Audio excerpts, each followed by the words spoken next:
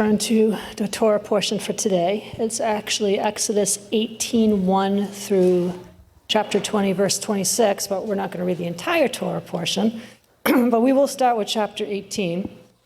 And this one is called Yitro, is that how you say it? Yitro, which is Jethro. And it's about Moses and Jethro. No, this is one of the only, if not the only, I have to look it up, but the Torah portion that's named after a Gentile person. So this entire Torah portion is named after a Gentile. That's an interesting key. So Exodus chapter 18, verse 1. Now Jethro, the priest of Midian, Moses' father-in-law, heard of all that God had done for Moses and for Israel, his people, and that the Lord had brought Israel out of Egypt. Then Jethro, Moses' father-in-law, took Zipporah, Moses' wife, after Moses had sent her back to her father, and her two sons, of whom the name of the one was Gershom, which means expulsion or a stranger there. For Moses said, I have been an alien in a strange land. And the name of the other was Eliezer. God is help. For the God of my father, said Moses, was my help, and delivered me from the sword of Pharaoh. And Jethro, Moses' father-in-law, came with Moses' sons and his wife to the wilderness, where he was encamped at the mount of God. And he said in a message to Moses, I, your father-in-law Jethro, am come to you and your wife and her two sons with her. And Moses went out to meet his father-in-law and bowed in homage and kissed him, and each asked the other of his welfare, and they came into the tent. Moses told his father-in-law all the Lord had done to Pharaoh and the Egyptians for Israel's sake, and all the hardships that had come upon them by the way, and how the Lord delivered them. Jethro rejoiced for all the goodness the Lord had done to Israel, and that he had delivered them out of the hand of the Egyptians. Jethro said, Blessed be the Lord, who has delivered you out of the hand of the Egyptians, and out of the hand of Pharaoh, who has delivered the people Israel from under the hand of the Egyptians. Now I know that the Lord is greater than all gods. Yes, in the very thing in which they dealt proudly, he showed himself infinitely superior to all their gods. And Jethro, Moses' father-in-law, took a burnt offering and sacrifices to God, and Aaron came with all the elders of Israel to eat bread with Moses' father-in-law before God. Now, just stop and think of this. What did it say in the first verse of chapter 18? Jethro, the priest of Midian. He was a high priest in Midian. He was a man who worshiped other gods. Not only did he worship the other gods, he was a high priest to them. But when he hears of what Yahweh has done for the Israelites, as Moses is relating it to him, his response to it is, now I know that the Lord is greater than all gods. Doesn't necessarily say he stopped worshiping the other gods, but now he's exalted above all gods. And in response to that, he offers a burnt offering and a sacrifice to Yahweh. That's what people should think when they see our lives, see the people of God, and see what God has done for you. Well, your God must be the greatest God. Your God has done things that all these other gods that I serve haven't done for their people. But your God is the greatest. So just interesting note. So verse 13. Next day Moses sat to judge the people, and the people stood around Moses from morning till evening. When Moses' father-in-law saw all that he was doing for the people, he said, What is this that you do for the people? Why do you sit alone, and all the people stand around you from morning till evening? Moses said to his father-in-law, Because the people come to me to inquire of God. When they have a dispute, they come to me, and I judge between a man and his neighbor, and I make them know the statutes of God and his laws. Moses' father-in-law said to him, The thing that you are doing is not good. You will surely wear out both yourself and this people with you, for the thing is too heavy for you. You are not able to perform it all by yourself. Listen now to me. I will counsel you, and God will be with you. You shall represent the people before God, bringing their cases and causes to him, teaching them the decrees and laws, showing them the way they must walk and the work they must do. Moreover, you shall choose able men from all the people, God-fearing men of truth who hate unjust gain, and place them over thousands, hundreds, fifties, and tens to be their rulers. And let them judge the people at all times. Every great matter they shall bring to you, but every small matter they shall judge. So it will be easier for you, and they will bear the burden with you. If you will do this, and God so commands you, you will be able to endure the strain, and all these people also will go to their tents in peace." So Moses listened to and heeded the voice of his father-in-law and did all that he had said. Moses chose able men out of all Israel and made them heads over the people, rulers of thousands, of hundreds, of fifties, and of tens. And they judged the people at all times. The hard cases they brought to Moses, but every small matter they decided themselves. Then Moses let his father-in-law depart, and he went his way into his own land. And then it goes on to chapter 19 and chapter 20, which actually talks about the Ten Commandments.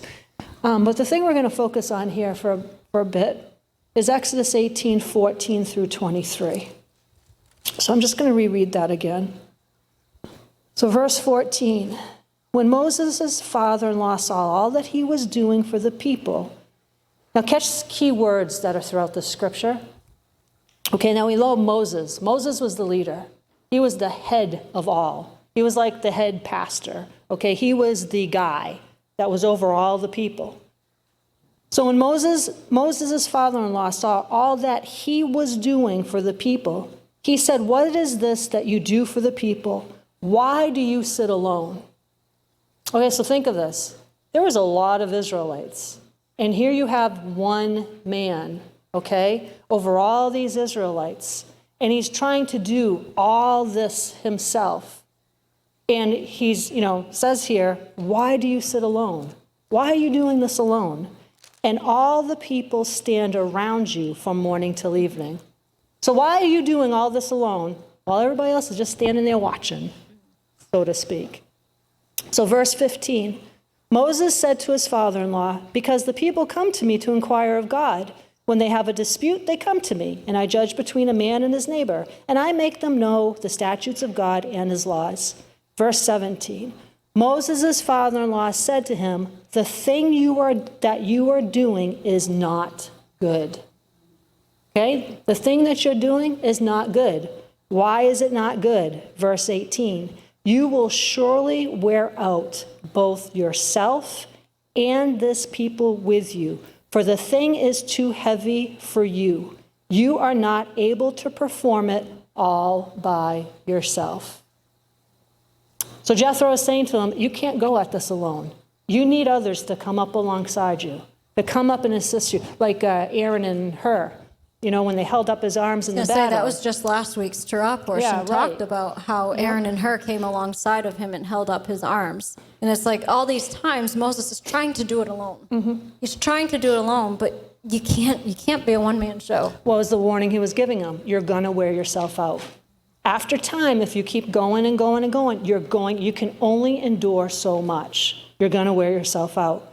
Verse 19, "Listen now to me. I will counsel you, and God will be with you. You shall represent the people before God, bringing their cases and causes to him, teaching them the decrees and laws, showing them the way they must walk and work they must do. Moreover, you shall choose able men from all the people, God-fearing men of truth who hate unjust gain, and place them over thousands, hundreds, fifties, and tens to be their rulers. And let them judge the people at all times. Every great matter they shall bring to you, but every small matter they shall judge. So it will be easier for you." So it will be easier for you, Moses, and they will bear the burden with you. So you will not be carrying this all by yourself. They will help you bear this up. Many hands make the work light. Verse 23, "And if you will do this, and God so commands you, you will be able to endure. And all these people also will go to their tents in peace." So we're going to focus on that little section here for a moment about what Jethro was saying to Moses. Because, we're in the times right now where it just seems it's the busiest.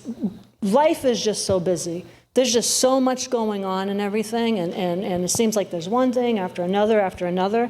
But here it is interesting, everybody has things that are going on. Everybody's got, families and jobs and stuff like that. But Moses is talking to a leader. Jethro is talking to a leader. He's talking to Moses.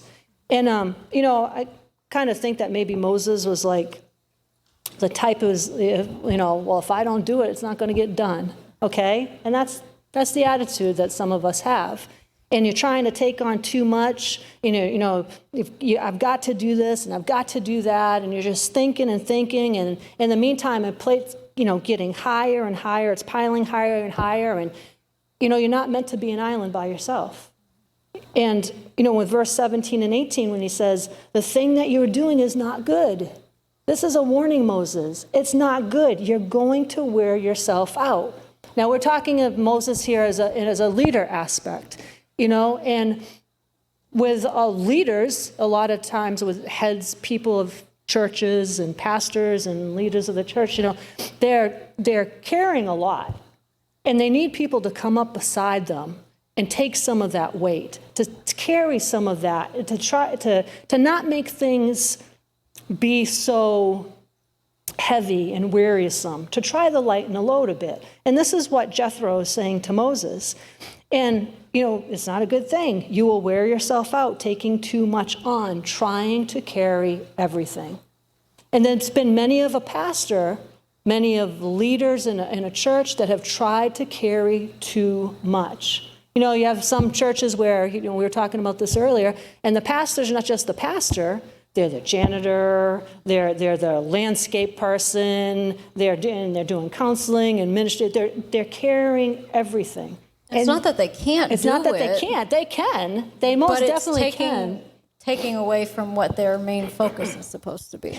And a lot of things that, for all of us that we have to look at, because all of us can have a tendency to have things get busy, and our plates are getting piled with stuff. And we're getting to the point where it's like, you know what? There's just so much going on. And, one of the questions you have to ask yourself is this a good thing or is this a God thing? Should I be doing this? Is this a venture I should be taking on? If you take on something and it's producing stress and chaos in your life and you're blah, blah, blah, blah, it's not from God. And there's a lot of good things that we're doing. But when things start to be one and then another and then another, and I'm doing this and I'm doing that and I'm doing this and I'm doing that, and it's getting higher than you are tall, is it a good thing or is it a God thing? There was a minister I heard who was talking about when he was stepping into a new phase in his ministry, and the Holy Spirit was leading him to take this thing on and to start traveling more. And he was like, Lord, I'm already overwhelmed with what I'm doing now. How can I add that to my plate? And the Lord said to him, you're not overwhelmed with the things I've told you to do. You're overwhelmed with the extra things you've added yourself onto the plate. The mission that we have individually, the mission that we have as a church is one thing. But if you start adding more and more onto your life, even if it seems like it's a good thing, even if it's like, well, I'm doing this because it's something I enjoy doing, you start adding these things onto your life, eventually it starts draining the strength of the focus out of you. So the thing that Jethro was trying to stress to Moses was that, trying to do everything can lead to getting worn down. It's going to wear you down. It's going to lead to getting stressed. It's going to lead to burnout. It's going to lead to quitting. And what is it that Dad used to say? How many pastors on Monday morning, like all these amount of pastors when it came to Monday morning would quit? There was an amazing amount of pastors like 75% of pastors think of quitting on Monday morning. And how many of them actually do? So then you have, we have the people that think that they're busy, and they're not. You can think you're busy, like Dad used the example, we were talking about this, like Dad thought he was busy, and he was as a pastor and doing this and that, but then when he looked at Scott Long, he's like, I am not busy compared to Scott, okay? Scott was a busy man. Scott was all over the place. Scott had way too much on his plate. So then you have, people that think they're busy and they're not. And you have people that, who think they aren't, and they don't think they're doing anything, and they're actually the ones that are doing a lot. They're too busy. There's too much going on. And like I said at the beginning, you think to yourself, if I don't do it, it won't get done. It either won't get done or it will get done and it won't get done right. So I'm just going to have to do it again anyways to make sure it gets done right. And right? This was something that Dad was learning in his later years in ministry, because he had very much that same personality of, if I don't do it, it's not going to get done right. And to some extent, that's a willingness to let go of something and trust in another person. Mm-hmm. That I'm going to give this task over, and sometimes you have to say, if it's not done the way I like it, so be it. Because you literally can't carry everything. Mm-hmm. You cannot try to take on everything. But he was big on that. It was like, okay, fine, I'm going to turn this part over. And it was a very conscious and a deliberate effort on his part to start letting go of certain things. Because it's just his personality. But it also can be a very hard thing to do. It is, yeah. So before I go on, I wanted to read that to you out of the Message, Exodus 18, 14 to 23. So it says, the next day Moses took his place to judge the people. People were standing before him all day long, from morning to night. When Moses' father-in-law saw all that he was doing for the people, he said, what's going on here? Why are you doing all this and all by yourself, letting everybody line up before you from morning to night? Moses said to his father-in-law, because the people come to me with questions about God. When something comes up, they come to me. I judge between a man and his neighbor and teach them God's laws and instructions. Moses' father-in-law said, this is no way to go about it. You'll burn out, and the people right along with you. This is way too much for you. You can't do this alone. Now listen to me. Let me tell you how to do this so that God will be in this with you. Be there for the people before God, but let the matters of concern be presented to God. Your job is to teach them the rules and instructions, to show them how to live and what to do, and then you need to keep a sharp eye out for competent men, men who fear God, men of integrity, men who are incorruptible, and appoint them as leaders over groups organized by the 1,000, by the 100, by 50, and by 10. They'll be responsible for the everyday work of judging among the people. They'll bring the hard cases to you, but in the routine cases, they'll be the judges. They'll be responsible for mowing the front lawn of the church. They'll be responsible for picking up all the trash. They'll be responsible for dusting the front hall, okay? They'll be responsible, not you. This is too much for you to be doing. They'll bring the hard cases to you, but the routine cases, they'll be the judges. They will share your load, and that will make it easier for you. If you handle the work this way, you'll have the strength to carry out whatever God commands you, and the people in their settings will flourish also. Now, I'm going to jump ahead of myself a little bit here, but if you get a worn out, burnt out leader, people aren't going to flourish. It's going to affect the people under them. They're not going to flourish. They're just not. So when I was reading that in the Amplified, you know how I like to look into the definitions of things and stuff like that. And it's very interesting with when he said that you will wear out. So when we think of to wear, it's like, okay, we're wearing clothes, to wear a piece of a sweater or to wear socks or whatever. But when you look into, and that's the definition of some of the stuff, to put on a garment, to put on whatever. But then when you go further down and you look at the actual word wear, and you think about what Jethro said to Moses, or you even apply it to yourself, physically, emotionally, mentally, spiritually, it's very interesting. So the word wear means to damage, erode, or destroy by use. To exhaust or lessen strength of, to become weary or fatigued, to become weak, to become impaired, consumed, or diminished by constant use. Moses was under constant use. So this was Jethro trying to warn him, you've got to stop because you're going to become weak. You're going to get weary or fatigued. You're going to become impaired or consumed or diminished. Now, what would have happened if Moses had become weary, if he got fatigued, if he didn't listen to Jethro, and eventually he became impaired, he would have been no good for his people. No good whatsoever. So to wear out, or you ever heard somebody say before, I'm just worn out. I've had enough. I'm worn out. That means to exhaust someone, to cause someone to become useless, for them to be tired or drained. You know, that's powerful. So when you have Moses or a pastor or a leader or whatever, and you know, pastors aren't going to walk, well, they shouldn't, and most pastors shouldn't, you know, walk around saying, I'm just worn out, you know. But if you were ever, by illustration only, to hear a pastor or a leader or something say that, that should be red flags. Because when you think of this definition, there's just too much going on. And when an individual becomes exhausted, they become useless. And you can't have a pastor become useless. You can't have a leader become useless. But even all of us as individuals in a congregation, we can't get to the point where we become useless because we have too much of an impact on people outside those doors. Those of us that do OFT in the food pantry, and there's a lot going on in both of those ministries every single week.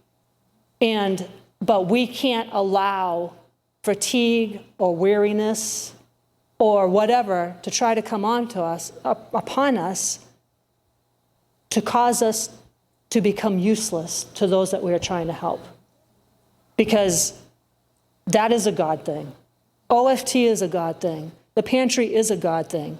Those are things Yahweh has commanded this church to do. And we know that when he calls us to do something, he equips us, he provides for us, and he protects us. But if we're taking on too much other things outside of that, it's going to affect the very things God has called us to do, like Jordan was just saying. You know, there's an amount of pressure, there's an amount of outside force that's pushing against us as it is. You know, we know about that. We have the sign that says, we need to stir up the water. Maybe we should change that a little bit. I think we've stirred up enough water. A picture of the ocean, peace be still. Yes, peace be still. Yeshua did say peace be still to the waters. But, you know, I find it interesting, even just looking at, like, The Chosen, when we watch The Chosen, it kind of brings out some keys in the scriptures that you don't tend to think about. You know, you can tend to read the scriptures and think, oh, yeah, Yeshua and the disciples went about and all Galilee doing good, and they're healing, and this was going, and it was all this big, happy ministry. But then you miss the parts that, okay, there was quarreling amongst the disciples. You had dynamics. You always get dynamics when there's any group of people together. Get more than two people, or even you just get two people together. There's going to be dynamics because there's going to be personality conflicts, and this person might not agree with what this person says, and this person. But they had to work these things out to become a team focused on the mission that was in front of them. So regardless of what you might think about this particular matter, regardless of what you might think about this particular matter, and if we can't come into agreement about everything, but our unity is of the faith. We're unified over what we believe that Yeshua has given us. And that's what holds us together. But there was an amount of pressure that was on all of them just because of the nature of Yeshua's ministry. He wasn't I will say he was popular in some ways, and he was entirely unpopular in other ways. He drew both followers, and he drew the negative that was coming against him. It's going to come with the territory. So if you expect to walk through life and never have pressure and never feel like, oh my goodness, you know, there's something coming against me, then you're probably not doing anything for the Lord. But if he's given you that assignment to do, if he's positioned you there, he's equipped you, he's given you the strength to do it.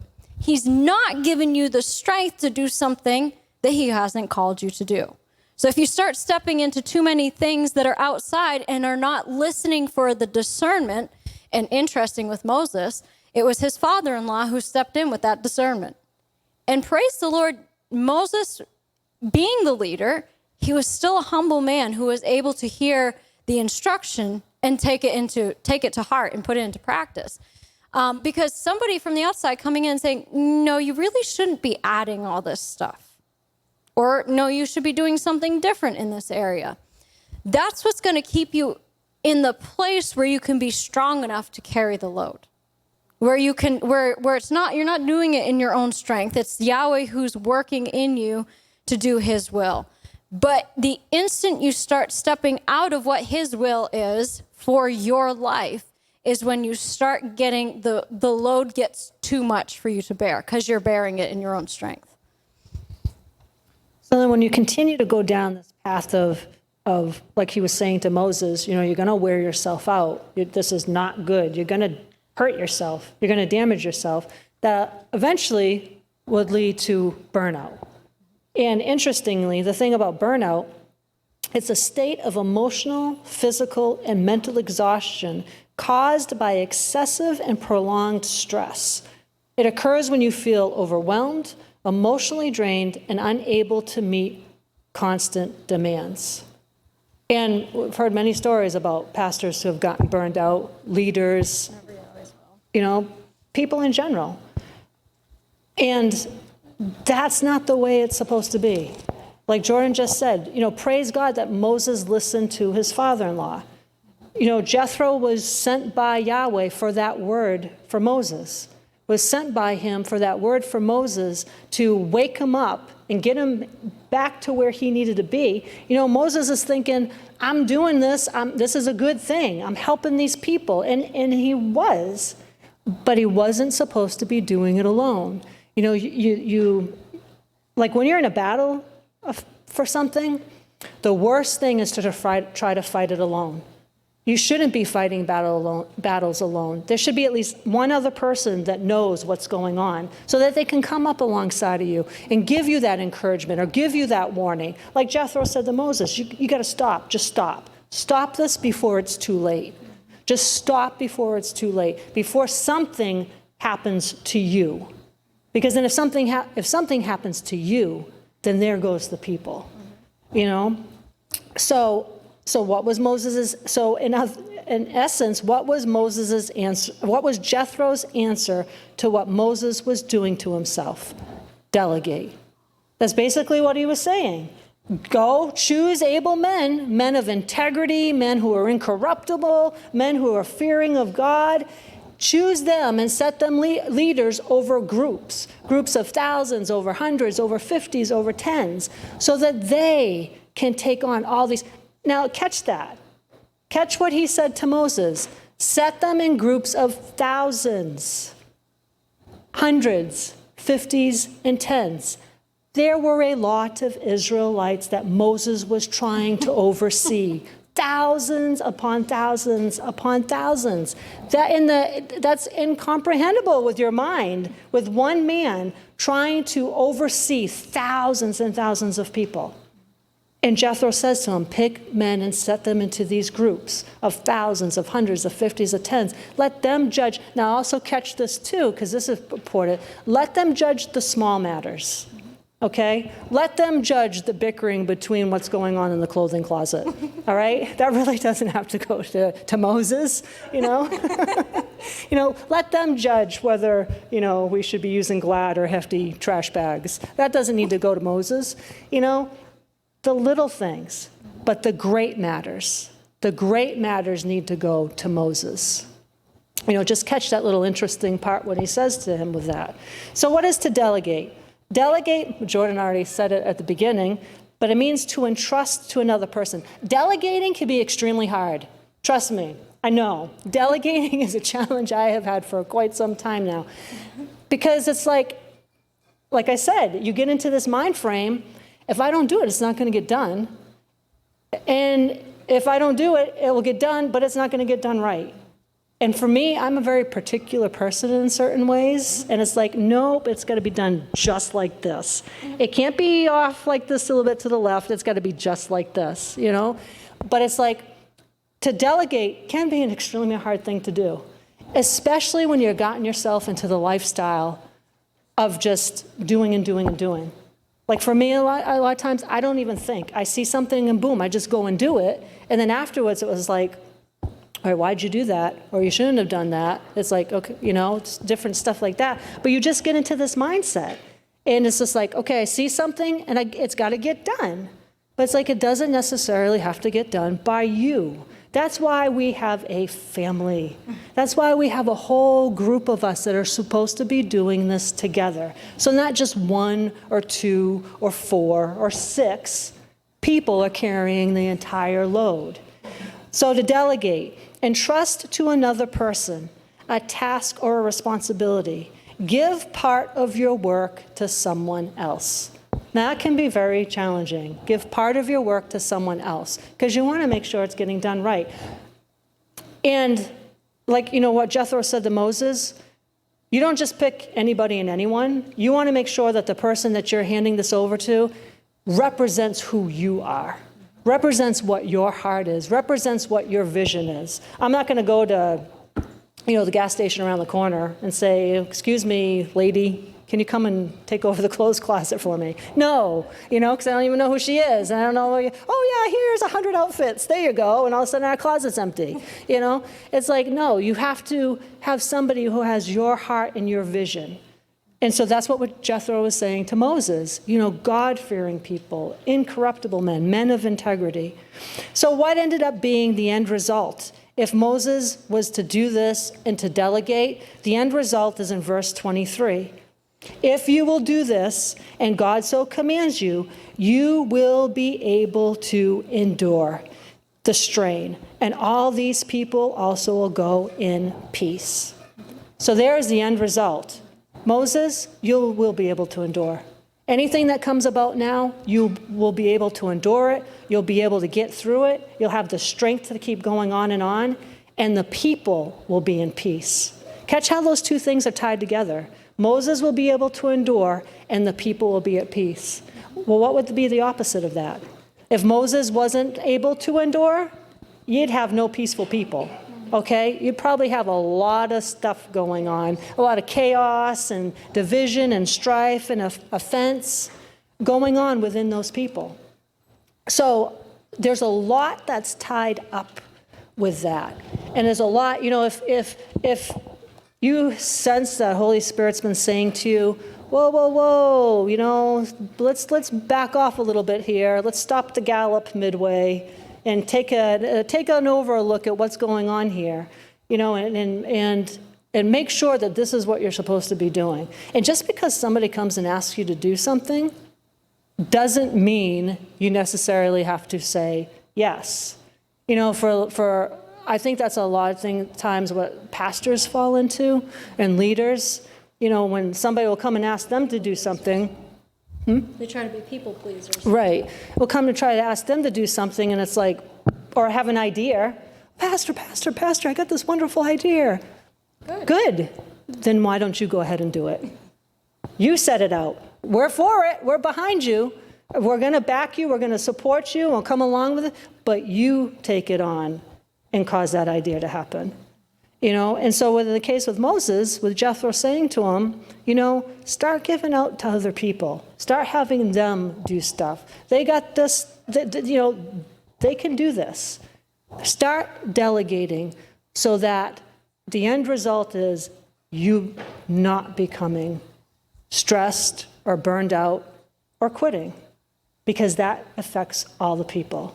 You have one man standing in the midst of thousands and thousands of people who could have had a tremendous impact if he didn't listen to his father-in-law. And the rest of Exodus may have been written a little bit differently. But Moses obeyed. And so, it was just an interesting thing with the Torah portion for this week and stuff. But there's a parallel to it in the New Testament. So let's turn over to Acts chapter 6. A lot of times what you find is there's stuff in the Old Testament that then it happens in the New Testament, maybe in a different way, but it's the same matter, the same idea. Interesting too. Set them over thousands, over 50s, over 10s. When Yeshua broke the people into groups, when he was doing the feeding of it wasn't the feeding of the 5,000, it was the feeding of the 4,000, I believe. He told the disciples to have them sit down in groups of 20s and 50s and 10s. It's a very Jewish concept. Break it down, because what happens when you break something down into smaller pieces? It makes it more manageable. So you're not looking at just this vast thing.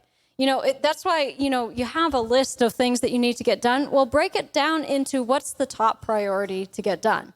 Like, okay, yeah, all these 50 things need to get done. But if you just look at a list of 50 items, you'll get overwhelmed just looking at the list. And then what you end up doing is saying, well, it's too overwhelming to get done now, so I'm just going to go and have a pint of ice cream over here. Like, it's too overwhelming. I just can't do it. No, if you break it down into smaller pieces, it's more manageable. What is the old thing of how do you eat an elephant? One bite at a time. Inch by inch, anything's a cinch.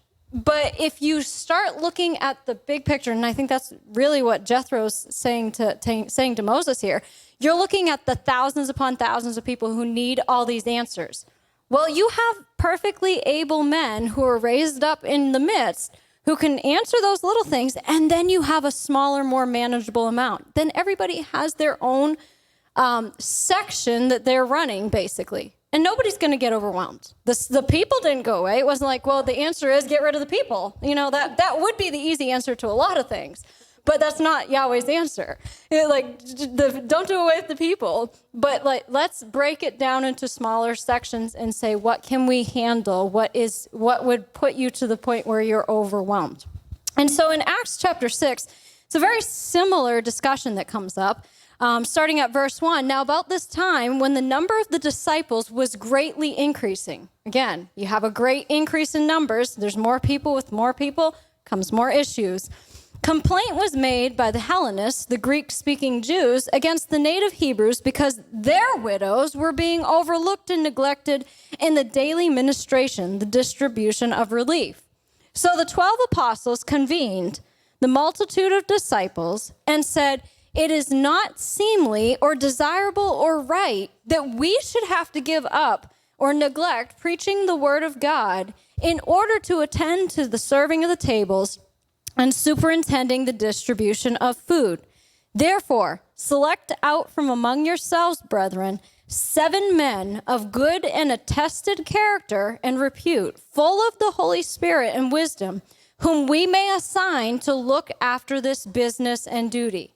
See, it's the same thing that Jethro was just saying to Moses. Okay, fine. Yeah, we can do it, but it's taking us away from what we're supposed to be focusing on, is hearing from the Lord so that we can give the word to you.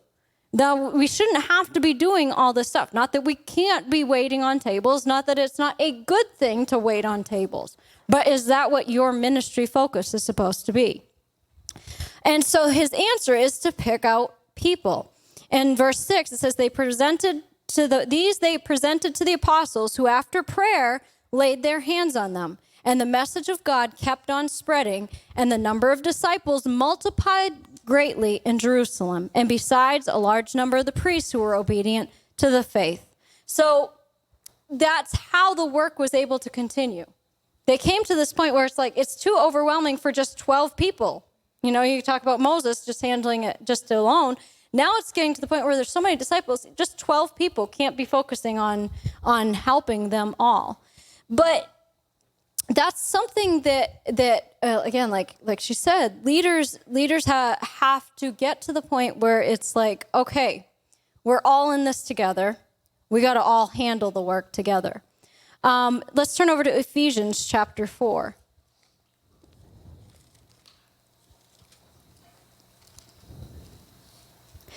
Ephesians chapter 4, starting at verse 11. And his gifts were varied. He himself appointed and gave men to us, some to be apostles, special messengers, some prophets, inspired preachers and expounders, some evangelists, preachers of the gospel, traveling missionaries, some pastors, shepherds of his flock, and teachers. His intention was the perfecting and the full equipping of the saints, that they should do the work of ministering toward building up the Messiah's body, the church, that it might develop until we all attain oneness in the faith and in the comprehension of the knowledge of the Son of God, that we might arrive at really mature manhood, the completeness of personality, which is nothing less than the standard height of the Messiah's own perfection, the measure of the stature of the fullness of the Messiah and the completeness found in him. So all these gifts, all these things that are leaders in the church, their intention, Yahweh's intention in putting them there is that they should equip the saints, that the saints should do the work of the ministry. Like Dad used to always say, we're not just pew warmers here. We're not just supposed to come in and hear a message and, yeah, my life's all good. No, we're supposed to all be doing the work of the ministry together. And that is the purpose. Now, you can get to a point, and even, like I said, Dad had talked about this before, that you get to a point where people are expected to grow up. And in Moses' case, he had given the word to them long enough that there were men in their midst who were men of integrity, men who knew the word, who could be trusted to be able to oversee those areas. But the challenge is that if everything ends up going to that one leader, what happens if that one leader's not there? What happens if he can't be reached? Dad said, fine, great that you go to your pastor for everything, but the intention is that pastor's supposed to train you so that you can handle situations on your own. Because what happens if the pastor's not there? Or not there when you need them to be there? They're off on the other side of the world and can't be contacted. We got to come to a point of maturity. And I think in this congregation, we've been well trained in the word. We know the word. We can start stepping out. And it can be a scary thing sometimes to step out on your own and start saying, well, normally I'd go to this person to ask what to do in this situation, but Holy Spirit, what should I do? Or maybe it's like that WWJD, what would Yeshua do? Well, what would my leader that I've been imitating, that I've been following, what would they do in this situation? And that's where the practice ground really is. And in these end times, it's vital that we have that solid grounding.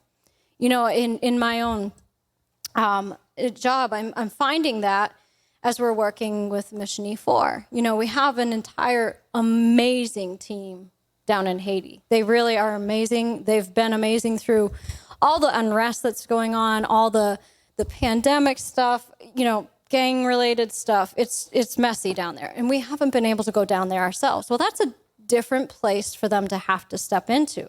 They're used to either 10 times a day being on the phone call with someone that, what do I do about this? What do I do about this situation? Or they're used to somebody physically coming down there every month. And okay, now we're going to go and we're going to go to the schools and we're going to do this. And now we're going to go to the office and do this. Well, what happens when you can't get down there? What happens? Does the work just stop? No, the work's still there. And so what we're finding is it's a pushing out into you've been trained for how many years now? You know how we would respond to a situation. Now you need to make the decision to go and do it. And it is a bit of a learning process for anyone who's stepping out into that type of a position. It can be okay, I'll hold your hand and get you out to that point, but now you're walking on the water yourself.